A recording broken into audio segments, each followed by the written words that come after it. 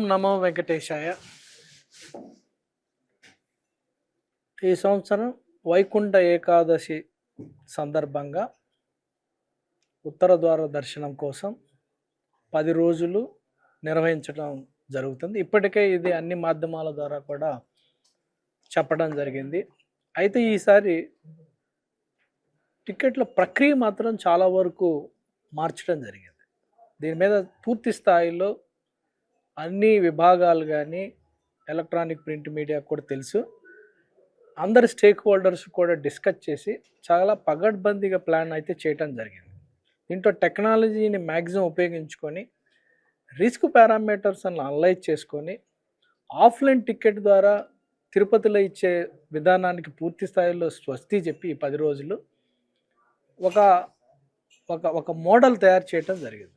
ఈ మోడల్ ఇప్పటికే రిలీజ్ చేశాం.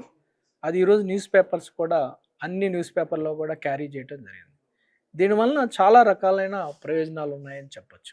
ఇది పూర్తి స్థాయిలో అందరూ కూడా చదివి అర్థం చేసుకొని దాన్ని వాళ్ళు రిజిస్ట్రేషన్ చేసుకొని డిప్ ద్వారా సెలెక్ట్ అయిన వాళ్ళు, డిప్ ద్వారా స్లాట్ అలాట్ అయిన వాళ్ళు first 3 days 30, 31 next year 1st తారీఖు ఈ 3 రోజులు కూడా స్లాట్ ఉన్న వాళ్ళు మాత్రమే దర్శనానికి వస్తే ఏ రకమైన ఇబ్బంది ఉండదు. అడ్మినిస్ట్రేషన్ మీద బర్డన్ ఉండదు. స్లాట్ లేకుండా వచ్చిన వాళ్ళు ఇక్కడ వచ్చి మళ్ళీ వెయిట్ చేయటం కూడా బాగుండదు. ఎందుకంటే 2nd తారీఖు నుంచి మాత్రమే సర్వదర్శనం ఉంటుంది కాబట్టి. సో అందుకని అందరికి కూడా ఒకటే విజ్ఞప్తి, టీటీడీ అన్ని రకాలకు కూడా ఇప్పటికే సూచనలు చేసింది. ఆ సూచనలు కూడా అందరూ ఫాలో అయితే ఎవరికి అడ్మినిస్ట్రేషన్కి బర్డన్ ఉండదు, వచ్చే భక్తులకు కూడా ఏ రకమైన ఇబ్బంది ఉండదని మీ ద్వారా తెలియజేయటం జరిగింది. సో వాళ్ళ భక్తులు కూడా వేచి చూస్తే 10 రోజుల్లో ఏదో ఒక రకంగా వాళ్ళకి అవకాశం వస్తుంది. 10 రోజుల్లో ఏ రోజు దర్శనం చేసుకున్నా కానీ అది సేమ్ ఉంటుందని చెప్పి ఇప్పుడే మనకు పండితులు తెలియజేయడం జరిగింది. సో అందుకని మీరందరూ కూడా భక్తులకి తెలియజేయవలసిందిగా మరొకసారి కోరుకుంటున్నాను అనమాట. ఫస్ట్ 3 రోజు వాళ్ళు రిజిస్ట్రేషన్ చేసుకుంటే, రిజిస్ట్రేషన్ రకరకాల పద్ధతుల్లో చేసుకోవచ్చు. చాలా సింప్లిఫికేషన్ చేశాం. It's a simplified procedure. Website ద్వారా చేసుకోవచ్చు, అలానే యాప్ ద్వారా చేసుకోవచ్చు, అలానే వాట్సాప్ ద్వారా కూడా చేసుకోవచ్చు. సఫిషియంట్ టైం ఉంది. సఫిషియంట్ టైం ఉంది కాబట్టి రేపు 10 నుంచి అలానే 1వ తారీఖు దాకా వాళ్ళు రిజిస్ట్రేషన్ చేసుకోవచ్చు. 2వ తారీఖు మధ్యాహ్నం 2 గంటలకి డిప్ చేయటం జరుగుతుంది. ఈ రిజిస్ట్రేషన్ చేసిన వాళ్ళకు కూడా ఈసారి ఫ్యామిలీని యూనిట్గా తీసుకొని, అంటే 1+3 4 మెంబర్స్ ఒక డిప్లో ఒక స్లాట్ అంటే 4కి కూడా అవకాశం వస్తుంది. అందుకని వాళ్ళ పేర్లు కూడా చేసుకునేటప్పుడు ప్రాపర్గా 4 పేర్లు కూడా వాళ్ళు రాసి వాళ్ళు సబ్మిట్ చేయాల్సి వస్తుంది అనమాట. వాళ్ళు నోట్ చేసుకొని సబ్మిట్ చేయాల్సి వస్తుంది.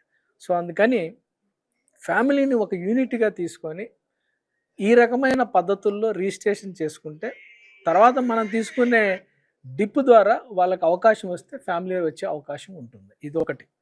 తర్వాత 2వ తారీఖు నుంచి, అంటే జనవరి 2026 జనవరి 2 తారీఖు నుంచి మనకి సర్వదర్శనం ఏర్పాటు చేయడం జరిగింది.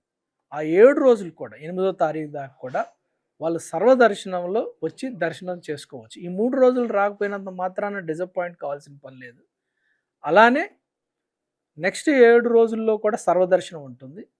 అలానే లోకల్స్ కూడా, తిరుపతి లోకల్స్ మనం ఇప్పుడైతే ఎలా ఇస్తున్నామో అలానే వాళ్ళకి 6వ తారీఖు 7వ తారీఖు 8వ తారీఖు 3 రోజులు కూడా వాళ్ళకి ప్రత్యేకంగా 5,000 టికెట్లు ఇవ్వడం జరుగుతుంది. సో లోకల్కి కూడా వాళ్ళకి అవకాశాలు మెరుగ్గా ఉన్నాయి కాబట్టి అప్పుడు దాకా వాళ్ళకి వెయిట్ చేసే అవకాశం కూడా ఉంది, అవకాశం కూడా వస్తుంది. 3 రోజులు వాళ్ళకి అవకాశం ఉంటుంది.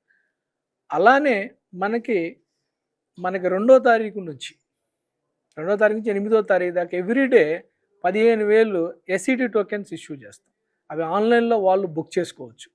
అలానే 2వ తారీఖు నుంచి 8వ తారీఖు దాకా ప్రతిరోజు 1000 శ్రీవాణి దర్శనాలు కూడా ఉంటాయి. అవి కూడా వాళ్ళు బుక్ చేసుకోవచ్చు. ఇలా రకరకాల అవకాశాలు ఆన్లైన్లో అవైలబిలిటీ ఉన్నాయి. ఈ ఆన్లైన్ అవైలబిలిటీలో లేకపోతే 2వ తారీఖు నుంచి వాళ్ళకి సర్వదర్శనం కూడా అవకాశం ఉంది. అందువలన ఫస్ట్ 3 రోజులు వాళ్ళు ఎలక్ట్రానిక్ పద్ధతిలో వాళ్ళు రిజిస్ట్రేషన్ చేసుకుంటే ఈ 3 రకాల పద్ధతిలో వాళ్ళకి డిప్ ద్వారా వచ్చే అవకాశం ఉంటుంది. ఒకవేళ డిప్ ద్వారా రాకపోతే తర్వాత రోజుల్లో కూడా ఎలక్ట్రానిక్ పద్ధతిలో వాళ్ళు ఆన్లైన్లో ట్రై చేసుకోవచ్చు. అవి కూడా రాకపోతే 2వ తారీఖు నుంచి ఫ్రీ దర్శనం ఉంటుంది. ఆ ఫ్రీ దర్శనంలో కూడా వాళ్ళు రావచ్చు అనమాట.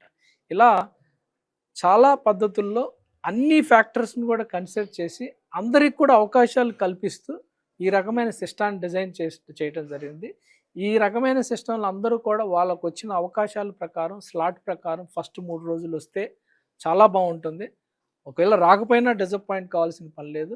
నెక్స్ట్ 2వ తారీఖు నుంచి 8వ తారీఖు దాకా వాళ్ళకి ఎలా ఫ్రీ దర్శనం ఉంటుంది కాబట్టి ఆ ఫ్రీ దర్శనానికి కూడా రావాలని ఈ సందర్భంగా అందరూ కూడా తెలియజేయటం జరుగుతుంది.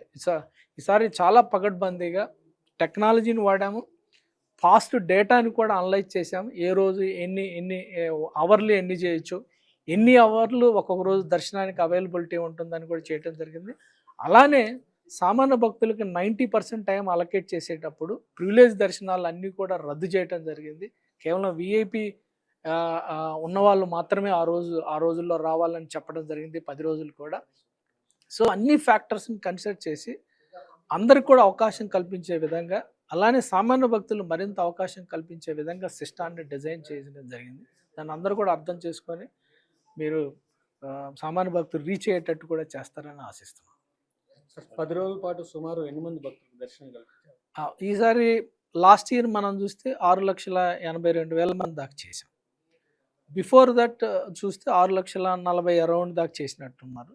సో దాదాపు ఇదే, అంటే మనం ఎవ్రీ అవర్ని క్యాలిక్యులేట్ చేసాం.